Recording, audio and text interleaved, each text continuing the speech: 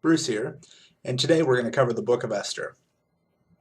In the book of Esther, the purpose of that book was to show the sovereignty of God and the loving care for his people.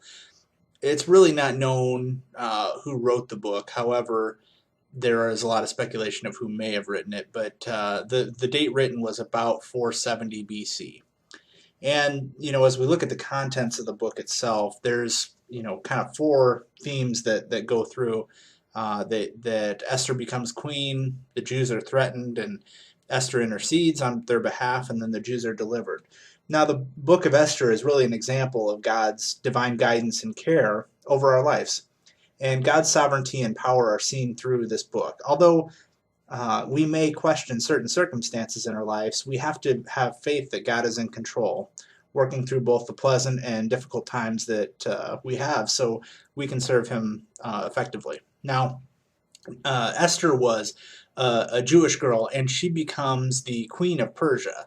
And one of the secrets of the book is that her husband doesn't know that she's Jewish, and her cousin, who's named Mordecai, was a gatekeeper for the king, and he kind of guided her way as she made decisions. And there's another guy that's in the book who is the prime minister, and his name is Haman. And he had an intense dislike for the Jewish population and asked the king to kill them all. But Queen Esther was pretty persuasive, and she ultimately gets the king to decide to kill Haman instead, and grant Mordecai more power and really the right to save all Jews. Now, the final capstone to this book is that the Jewish celebration, it's the Feast of Purim, is actually held in honor of Esther saving the Jewish population.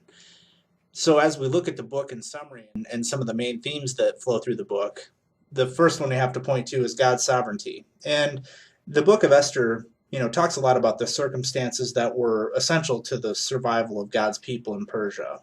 These different circumstances that they went through weren't the result of chance, but really of God's grand design. God is sovereign over every area of our life. And the importance of that is that with God in charge, we can take courage. He guides us through circumstances we face, things in our lives. We should expect God to display his power and carrying out his will.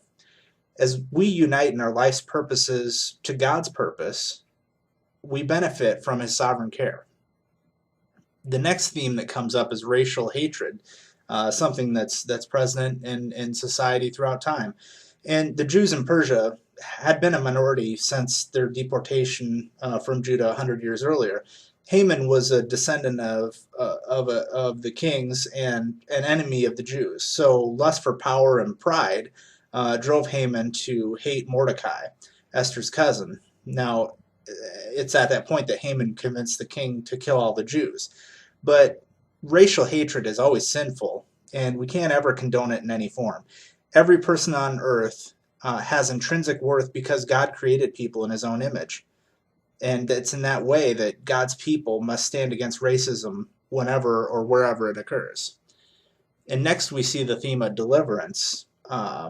In February or March, the Jews celebrate that festival I mentioned of Purim, which symbolizes God's deliverance. And Purim actually means lots, such as those used by Haman to set the date for extermination of all Jews from Persia. But God overruled, using Queen Esther to intercede on behalf of the Jews. And because God's in control of history, he's never frustrated by any turn of events or human action. He's able to save us from the evil of the world and deliver us from sin and death. But because we trust God, we are not to fear what people may do to us. Instead, we should be confident in God's overall control. The next theme is action. And, faced with death, Esther and Mordecai set aside their own fear and took action. Esther risked her life by asking the king to save the Jews. And the importance of that is that when outnumbered and powerless, it's natural for us to feel helpless. Esther and Mordecai resisted the temptation and acted with courage. it's not enough to know that God's in control. We have to act with self-sacrifice and courage to follow God's guidance. And finally, the theme of wisdom that shows up in the book. The Jews were a minority in a world hostile to them, and it took great wisdom for Mordecai to survive. Surviving as a faithful official of the king, Mordecai took steps to understand and work with the Persian law, yet he didn't compromise his integrity. And that's important because it takes great wisdom to survive in a non-believing world. In a setting which is for the most part hostile for Christianity, we can demonstrate wisdom by giving respect to what is true and good, by humbly standing against what is wrong. And that's the book of Esther in 10 minutes or less.